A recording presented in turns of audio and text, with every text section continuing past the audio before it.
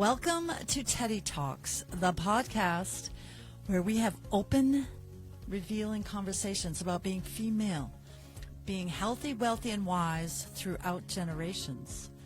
I'm your host, Teddy Jan Colville. And I'm your co-host, Nikki LaRochelle. In each episode, you will get to hear real stories that shaped us.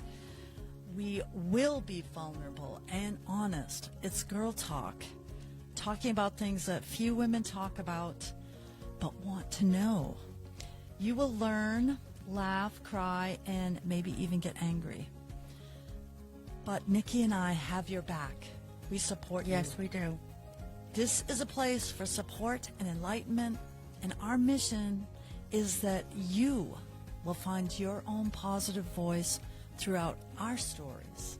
Sit back, relax, join us on this incredible journey of growth, resilience, and empowerment. Hello, everyone. This is the very first season 4, episode 1 of Teddy Talks 9. And Nicole LaRochelle, my co-host, could not be here today. So I have the privilege and honor to interview the current reigning Mrs. Maine of the United States of America, Mrs. Maine pageant. National pageant, but yes, I'm tripping over the words. That's okay. United States of America's Mrs. Maine. Yes. There we go. Current Maine state title holder, headed to nationals in March.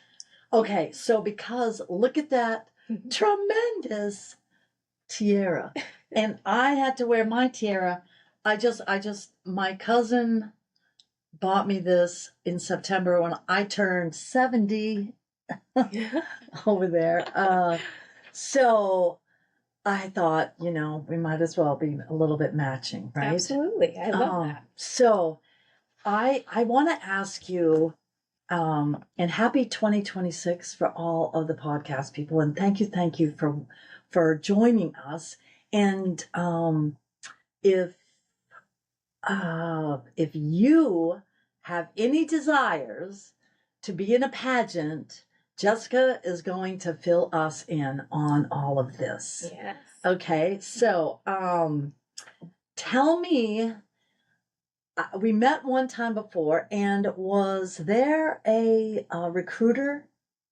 Yes. Well, we have a state director. So Christy Hines is our state director for USOA, or United States of America's pageant. She would be your contact if you want to jump in and get started. USOA is a phenomenal program. The best thing is it's not just a beauty pageant. Actually, very little of it has to do with your looks, your body, or any of that. It's all about poise, confidence, community service, and the most important piece would be your platform and how you choose to execute that on a daily basis. So, most of us are familiar with the traditional pageants. In fact, my grandfather, when I was growing up, I was Miss America #1. My sister was Miss America #2. So, and we always watched the pageant from Atlantic City, Yes.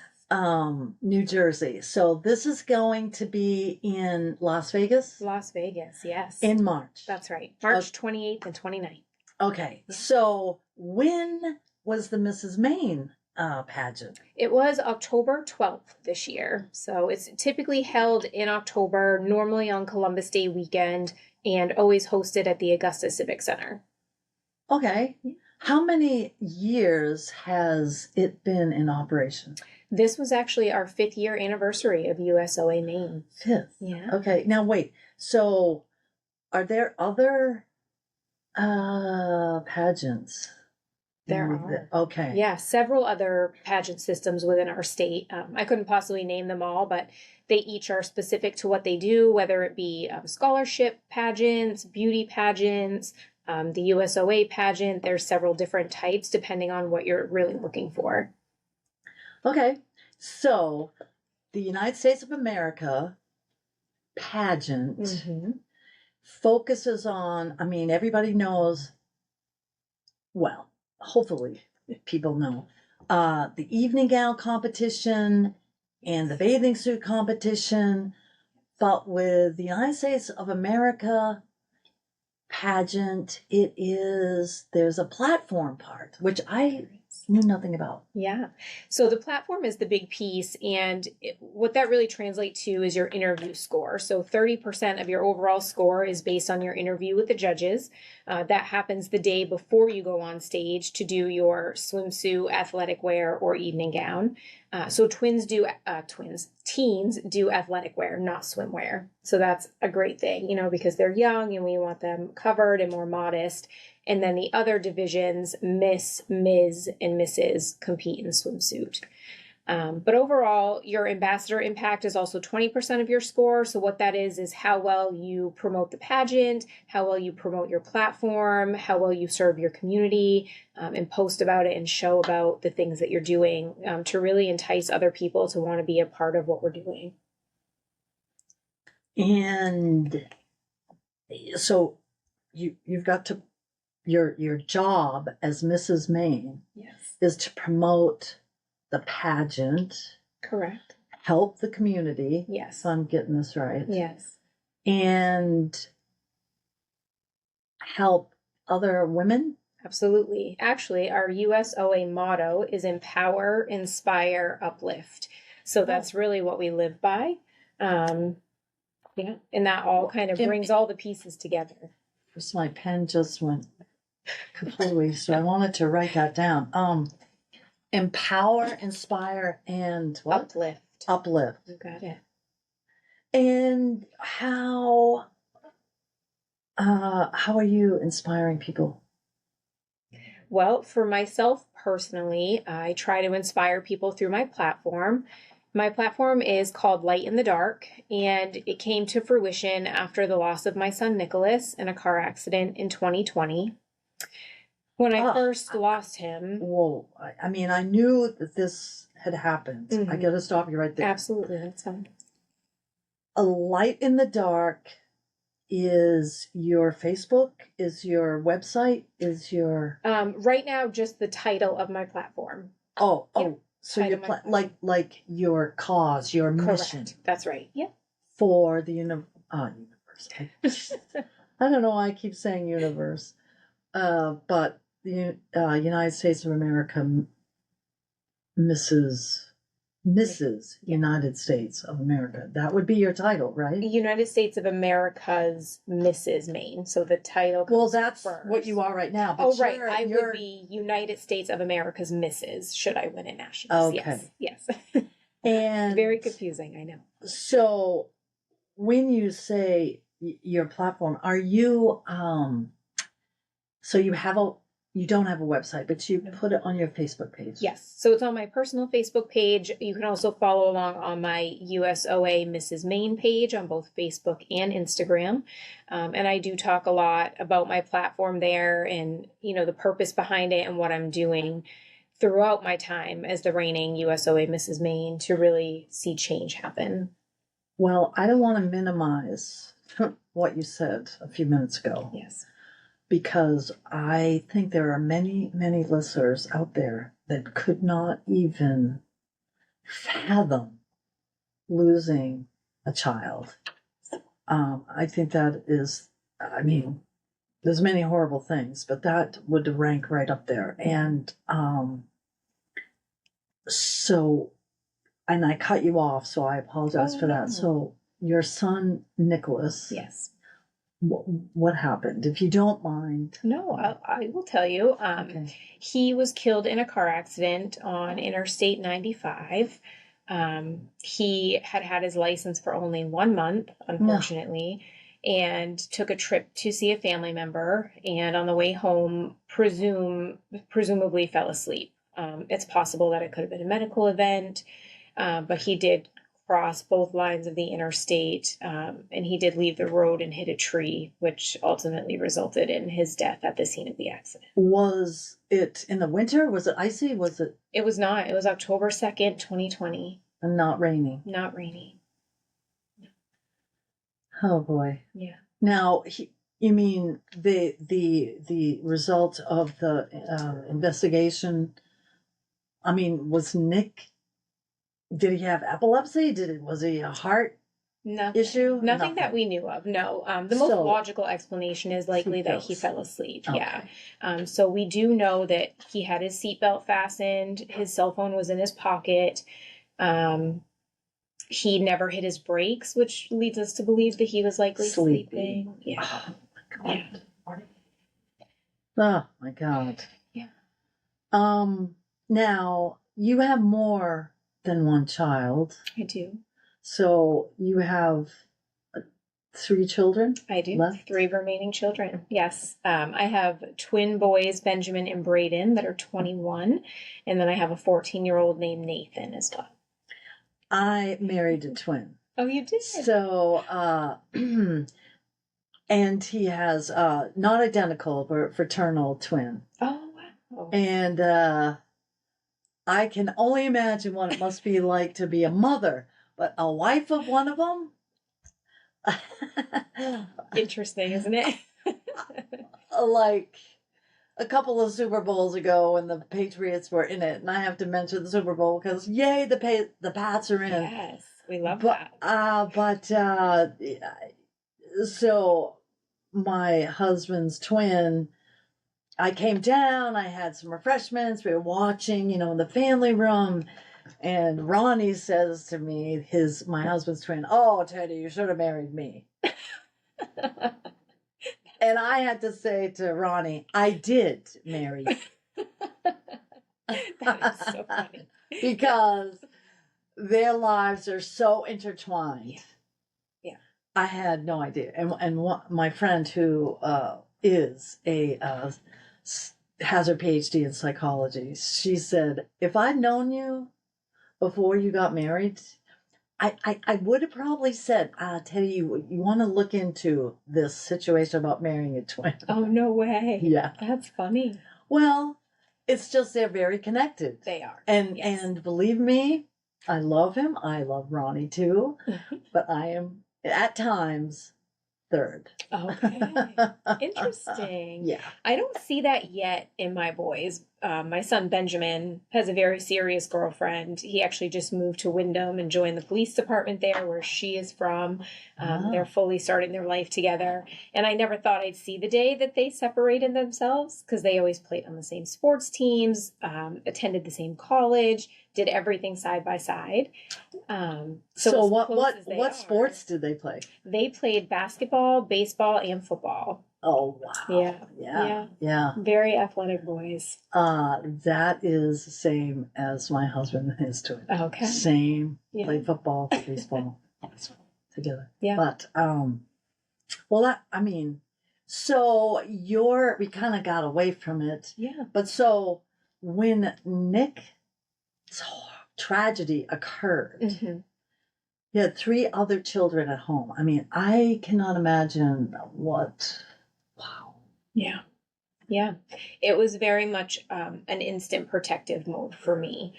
I think within minutes of the officer sharing the news that Nick had passed, I took a quick minute to kind of sit myself down. And at first I said, no, are you sure it's him? Did he let a friend borrow his car? I went through like this quick reconciliation. And then it was like instantly, I just felt like I needed to get myself together. And that's really where light in the dark comes from, because for me in that moment, it was the light cannot go out, Mom, today. And I just remembered hearing, stories of mothers that had been through trauma in their life. And it's like their kids also lose their mom. And so I just knew in that moment, like, they've just lost so much in the loss of their big brother. They can't lose Mom too. So the light can't go out, Mom, today. That is a very true comment. I have a friend right now, a Canadian friend, and she had lost her husband, Mm-hmm. but she has 2 boys, Mm-hmm. and the children, the oldest is 11 Mm-hmm. right now, and he cannot let his mother out of his sight. Oh. Cannot. Yeah. He has huge anxiety. Oh. I mean, when she goes to walk the dog, he's right at the window. Yeah. Yeah. He's just starting to improve with, he's going to school, but she has to sit in the car outside his classroom. Oh my goodness, that poor baby. Yeah. That breaks my heart. And he loves school, but apparently he keeps checking to see if she's there. Mom's still there. Right. Yeah. And honest to God, she is said, hey, I will do anything to get him back into reacclimated to life. Yeah. And so she goes, if if I have to sit here for a while, I don't mind. Right. But how old were your boys? Because you have all boys, I correct? do have all boys, yes. My twins were 16 at the time, actually, because Benjamin, one of my twins, and Nicholas got their license together on the same day. Yeah. Oh, wow. And then Nathan was 9 years old at the time. Okay. Yeah.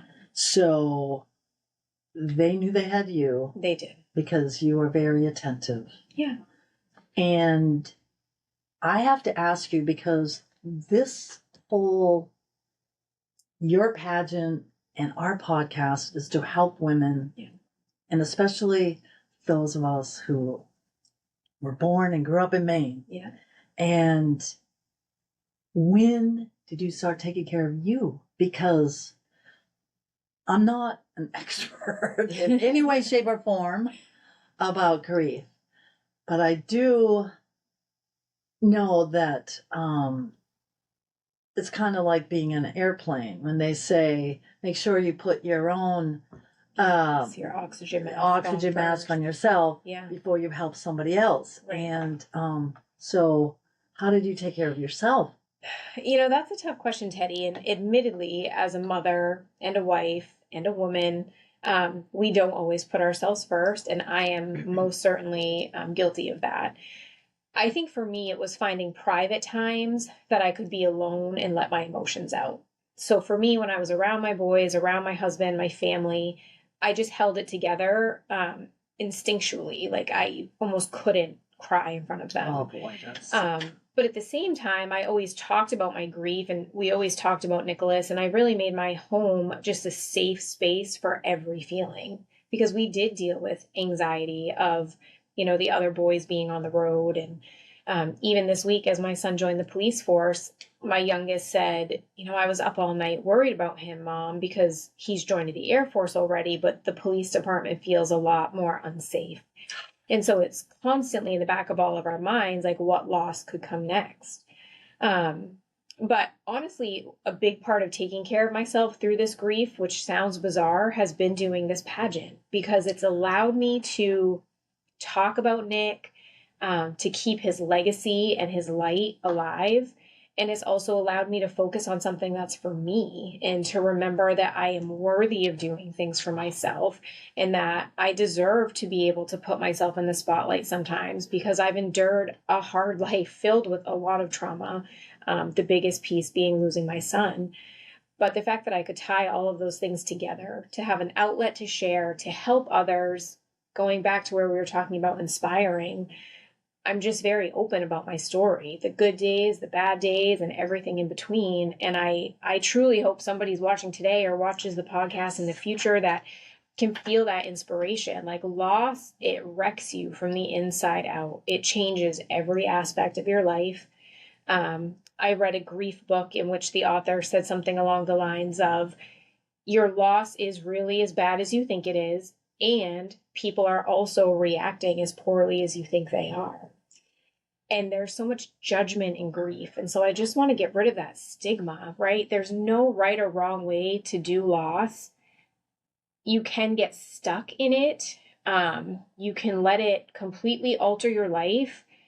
For me, if I'm going to have pain, I might as well have a purpose with it, because otherwise you're just left with pain.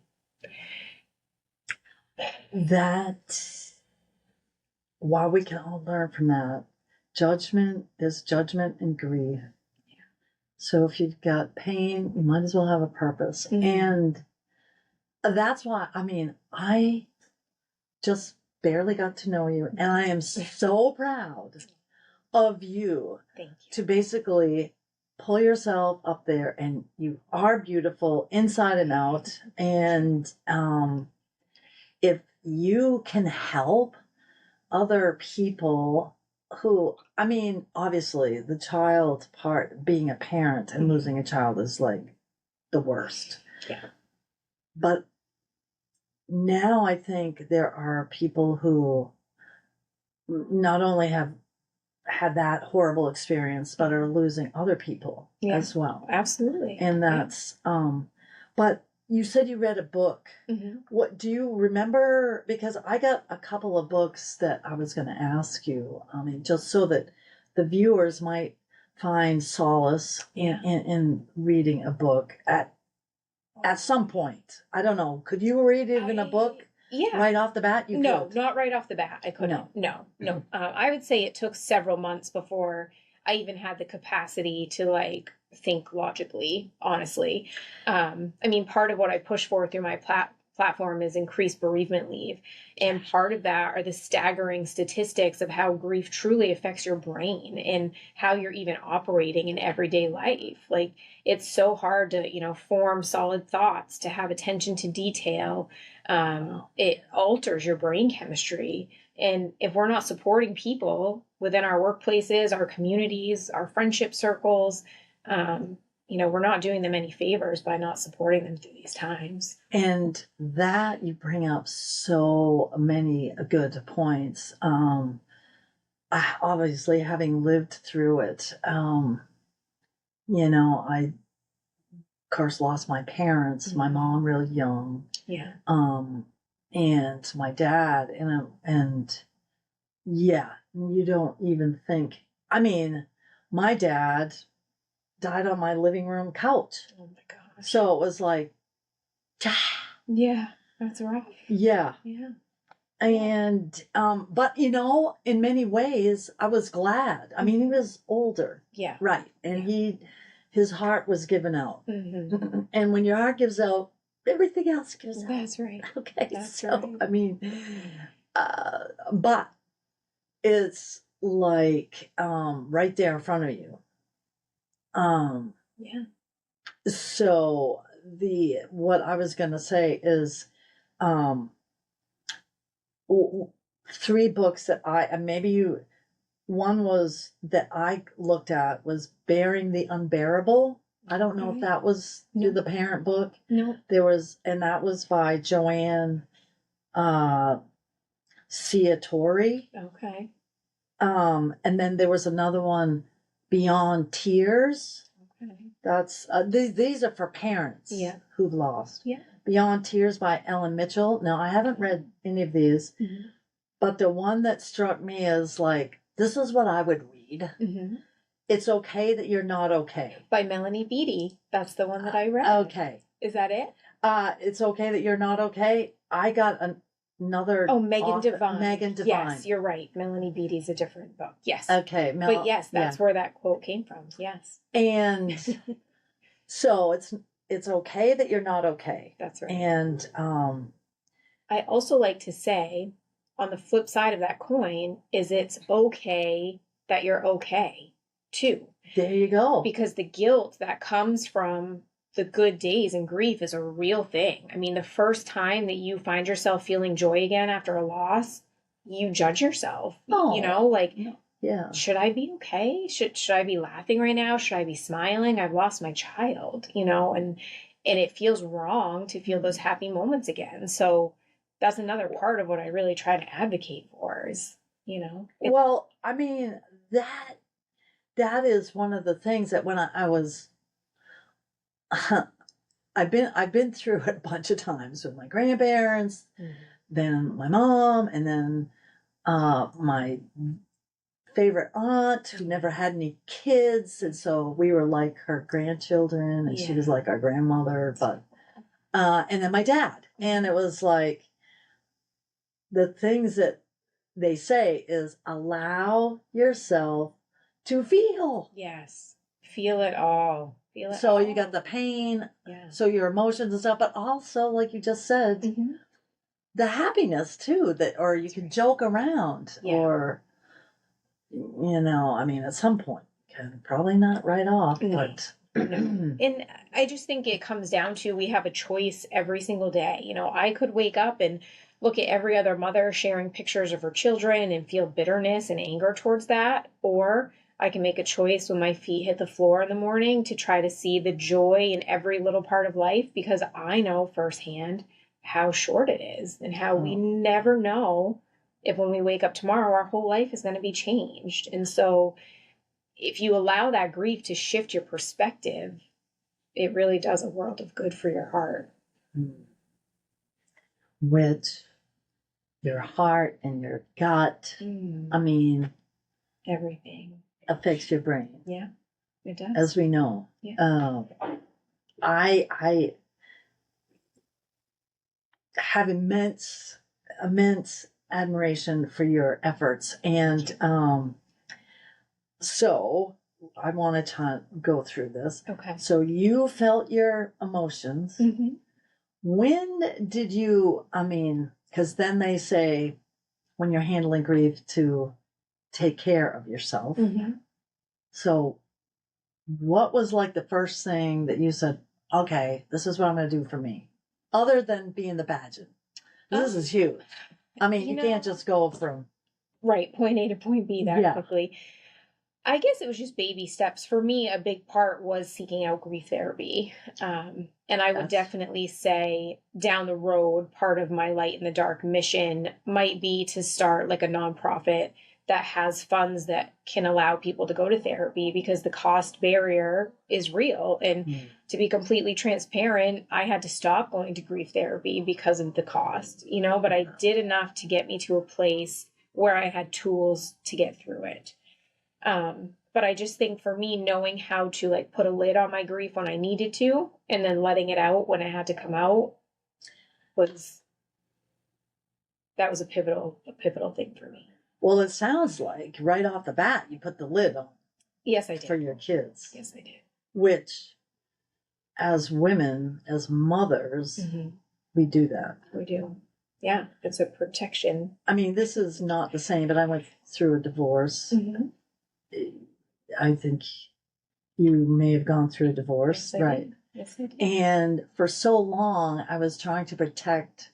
I only have one son. I was trying to protect him. Yeah. I just said, well, we didn't get along, and my son was 5, 6, 7, and at some point, you know, he was just like, you know, acting up and whatever it was, but I was going to therapy, and the therapist had said, you know, at some point, that's kind of like a cop-out. You're not really, not that you should bring out the gory details, but just say, call a spade a spade. This is kind of what happened. Sure.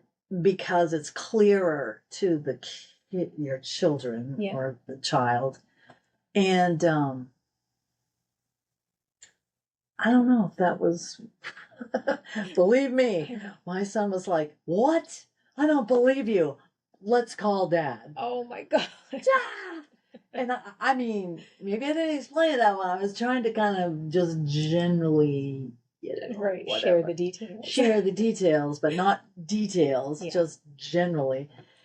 And I think having grace for doing the best that we know how to do at the time is so important, right? Because sometimes you feel like you're getting it all right, and maybe you're not. For all I know, maybe I'm sitting here still doing grief all wrong. But you're thriving, so I think you're doing something right. I mean, yeah, I have my bad days, but yes. And I just think it's important too, as you bring up like the topic of divorce, that grief is not just, you know, singular to death. You can have grief over a divorce, a loss of any relationship. Grief can be from the loss of a job, a life that didn't work out the way you thought it would. And I am personally one to just not judge what somebody's hard day is. And something that I've kind of built a foundation on from the beginning is just because my worst day was big, awful, giant, terrible, that was the biggest thing I had gone through. But it doesn't mean that what the biggest thing someone else has gone through is less than mine, because it's different. It's different, and it's different for everybody. I think you bring up an excellent point. That's why you're gonna win. Oh, I love to hear that. Oh, heck yes. And because you're such a light is why I wanted to share your wisdom with everybody that listens to the TeddiTalks9 podcast. But when you talk about divorce, and then I think, okay, so you were in grief.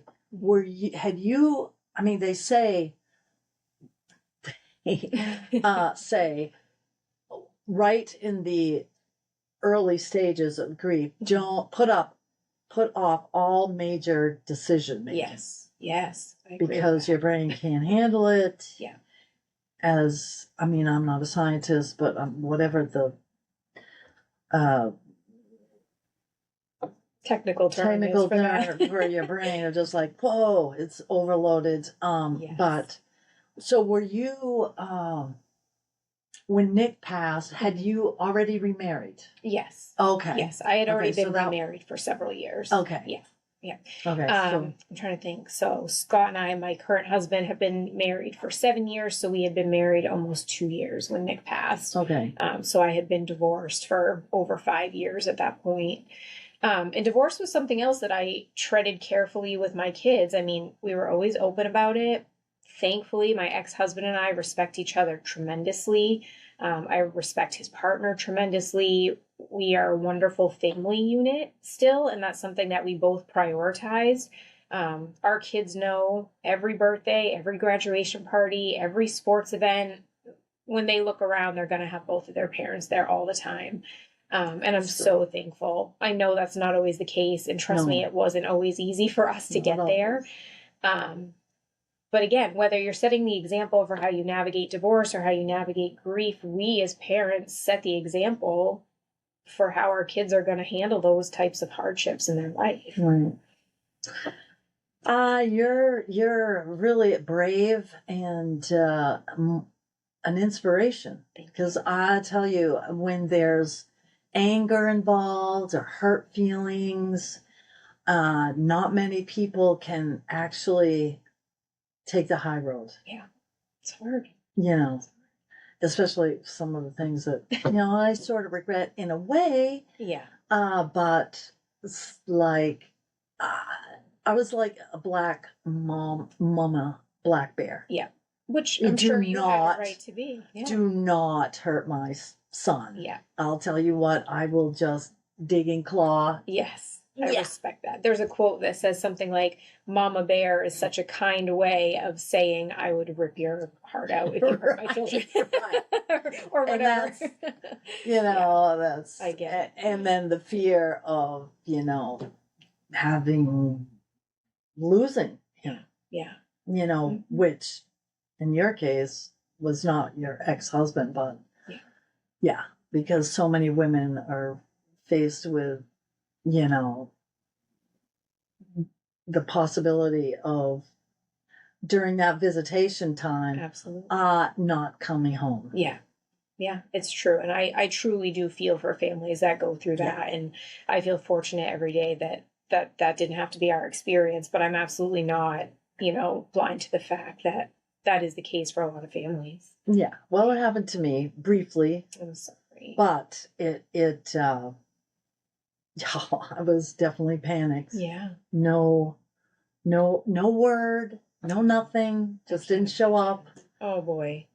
And I'm like, and of course trying to get a hold of them was like not happening. Yeah. Mm-hmm. So I was pretty wild. Oh. Anyhow, and then one of the other things that it says when you deal with grief, you have to, and you touched on this, about being patient and giving yourself grace. Yes. And that was how you did alone time. Yes.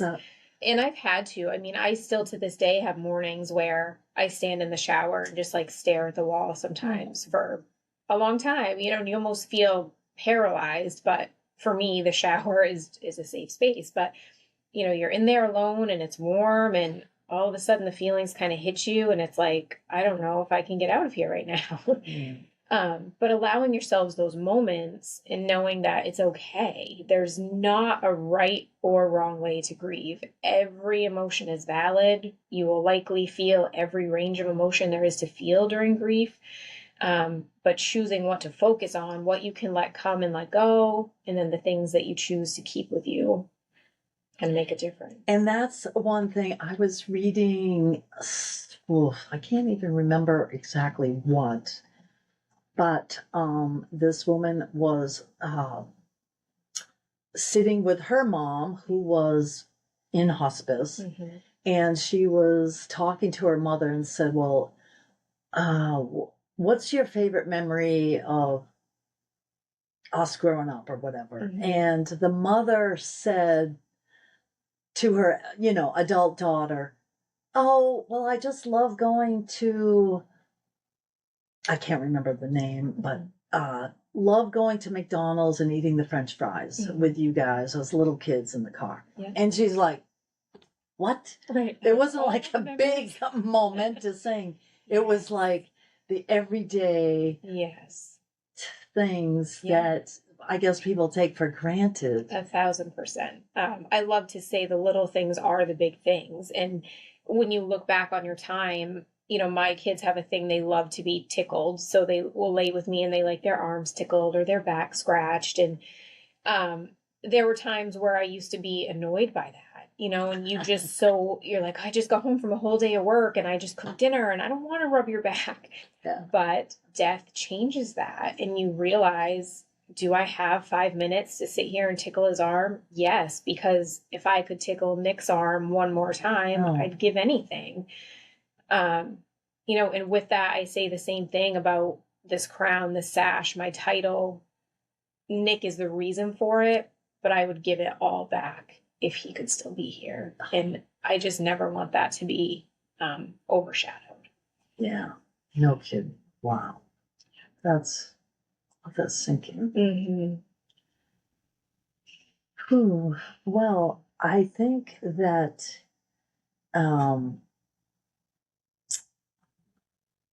being loud and proud sometimes is a such a healthy rebuttal and celebration of the opposite which you had faced, which is the lowest of low. I have to ask you, some people have said dealing with grief that you should to help you process things, maybe journal or do something creative like make a memory book.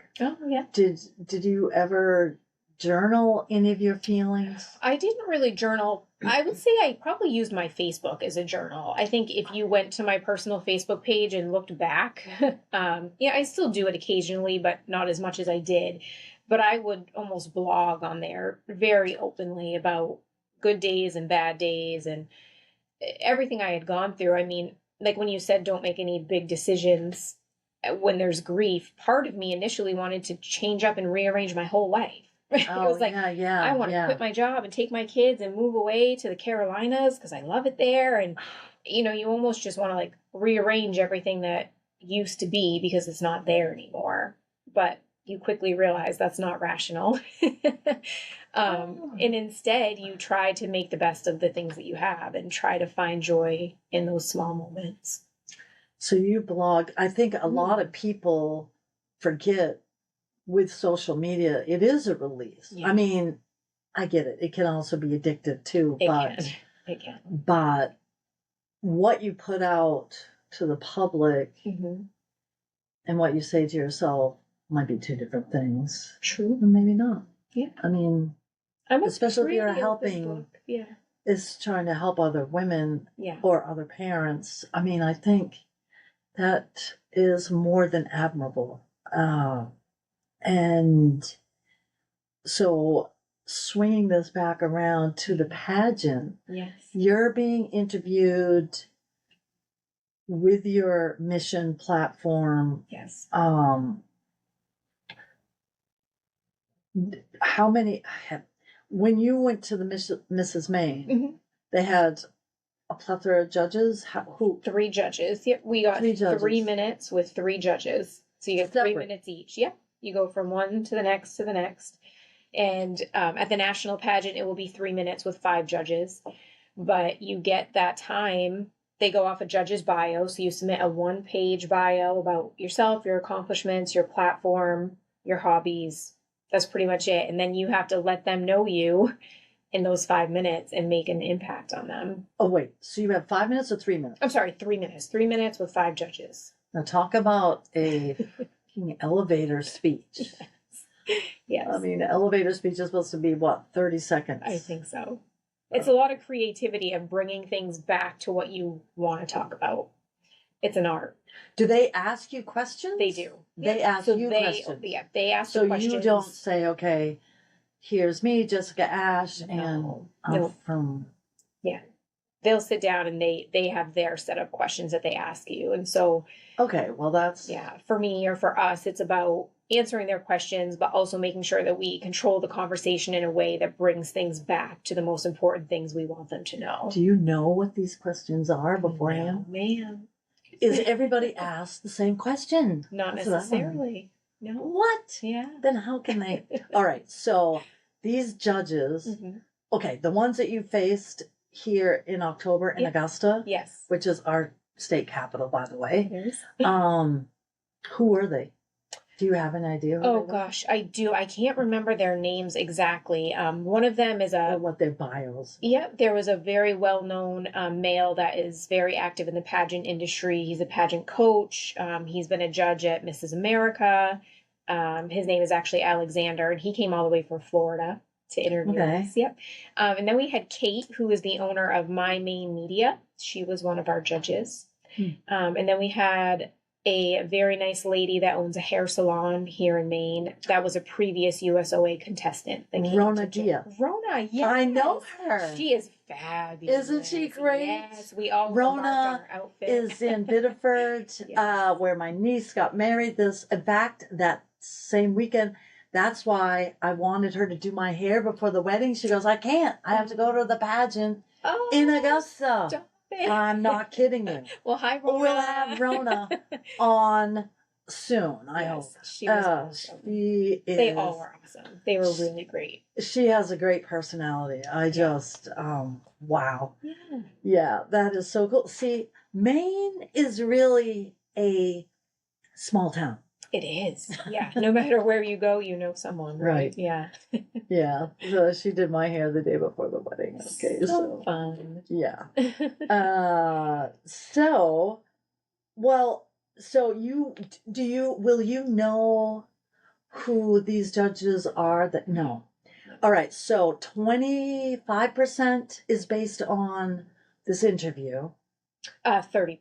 30%. Yeah. Okay, Yeah, wow. 30%. That's the biggest part of our score is interview. Okay, and then so there's no talent No talent. involved other than We do have optional talent competition at the national pageant. I don't have a talent. I Maybe think you public do. speaking, but Yeah, no. yeah, I don't absolutely. sing or dance or twirl a baton or anything like that. Wait, time out. Okay.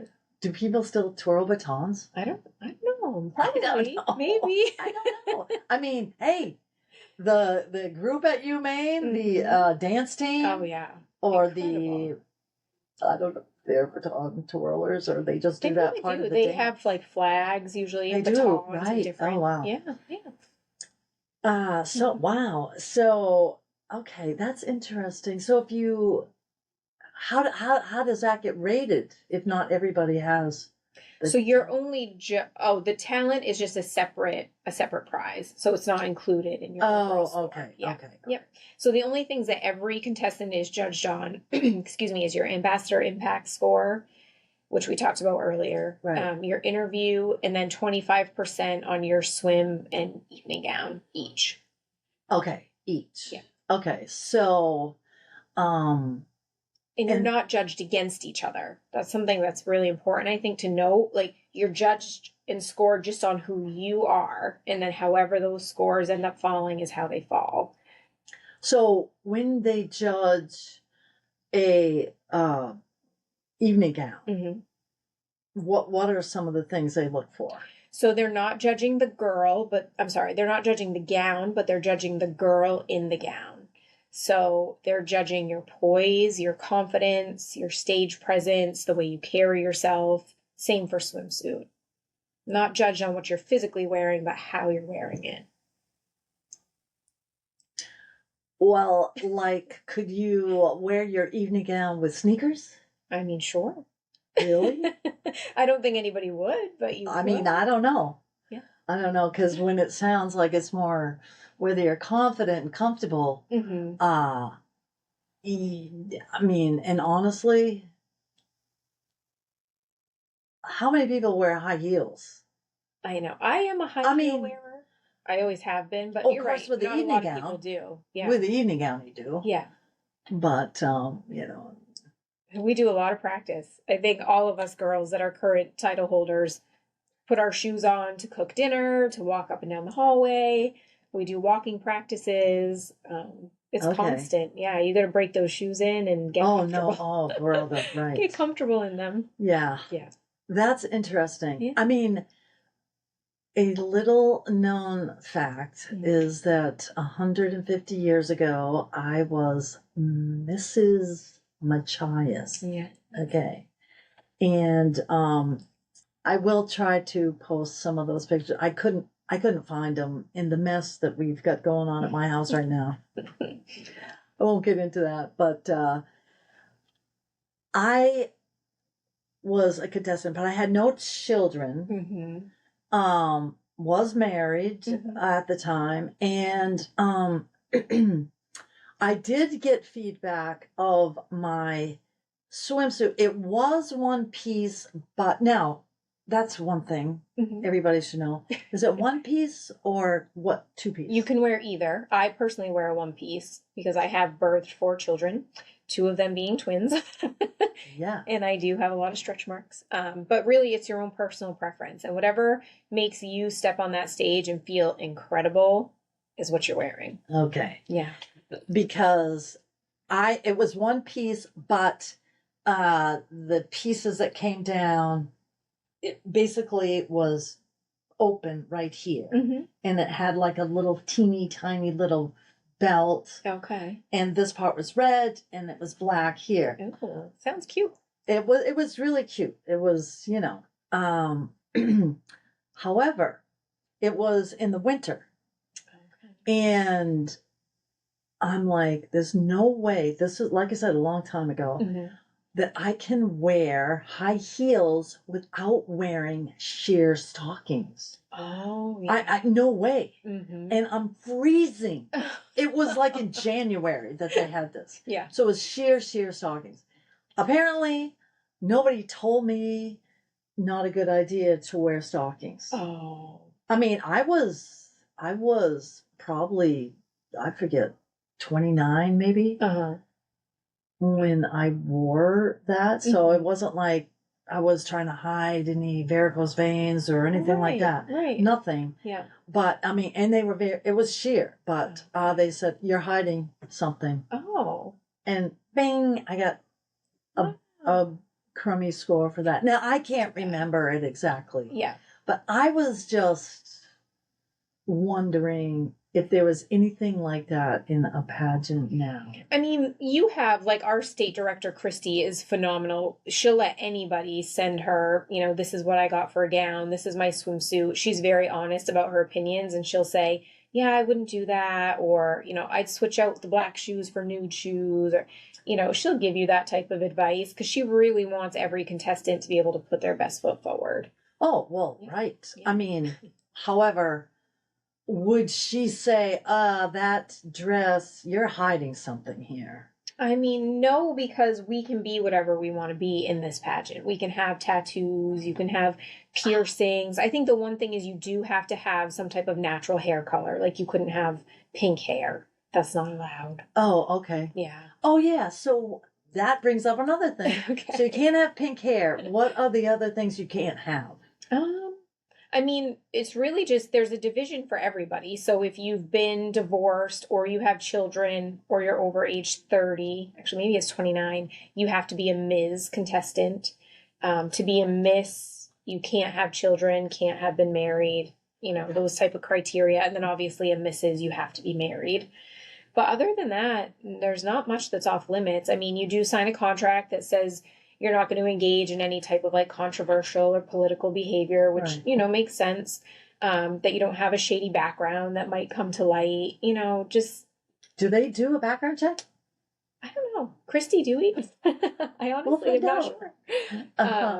But, they just want women to be of a high standard. And I think that's something that I personally love about this pageant is it is like super glam and all about service too, but the level of women that we produce, especially out of the state of Maine, are just top tier. Like the women I've met through this organization, not only are some of my best friends to this day, but just incredible women that are doing really important work in their communities. That's tremendous. Yeah. So there's no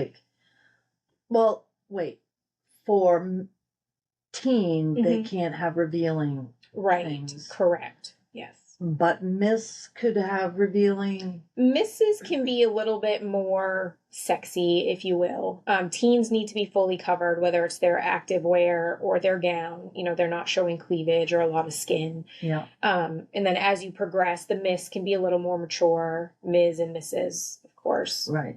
Can probably be the most mature with their outfit choices. So the state of Maine is sending a teen, Yes. a Ms., MS, Yes. a Miss. Actually, 2 Misses this year. Oh, right. Yes. 2 Miss. Yeah. And Misses. you for Mrs. Yeah. Yeah. It's an incredible group of women. Yeah. I have to ask, you have to get sponsors or does the pageant fund any of this? So if you win the state, like us 5 ladies did, we get a scholarship into the national pageant. So the entry fees are paid for. But we do have a lot of other expenses. We pay for all of our own wardrobe by ourselves. We pay for all of our own travel, food, hair and makeup is a very large cost that we pay for to have at the national level. Do you get sponsors for these things maybe? I mean, we do. There's some very lovely evening gown companies here in Bangor, Maine. Yeah, I have some amazing local sponsors. I've been very fortunate. Harvest Moon Deli is one. Miguel's Restaurant in Bangor is another. Lisa Plunkett Therapeutic Massage. Let me see. Costa's Restaurant and Brewer is a sponsor of mine. If people want to sponsor you, they go to your Facebook page? Yes, they can go to my personal or USOA Mrs. Maine Facebook page. Jessica Ashe. That's right. ASHE on the Ashe. Yes, and I take Venmo, PayPal, Zelle. People can just personally monetarily sponsor me. I also have a Super Bowl Squares fundraiser and a raffle basket full of prizes and gift cards from all of those awesome local sponsors. Wow. That's great. So definitely check that out. Thank you. So, one question before we wrap up is, when you go to Las Vegas, it's tell us about, is it a 3-day event? 3 days. What happens? Yes. So us Maine Queens are actually arriving Wednesday night that week, just so we have time in case we get delayed or, weather interferes in the good old state of Maine. Never fly in snow. Yeah. No, okay. We do know that, don't we? Well, we know that. So everything kicks off for us Friday morning. We'll have an orientation. We'll do our interviews with the judges. And then we go on a really cool excursion with all of the competitors that are there from all over the United States.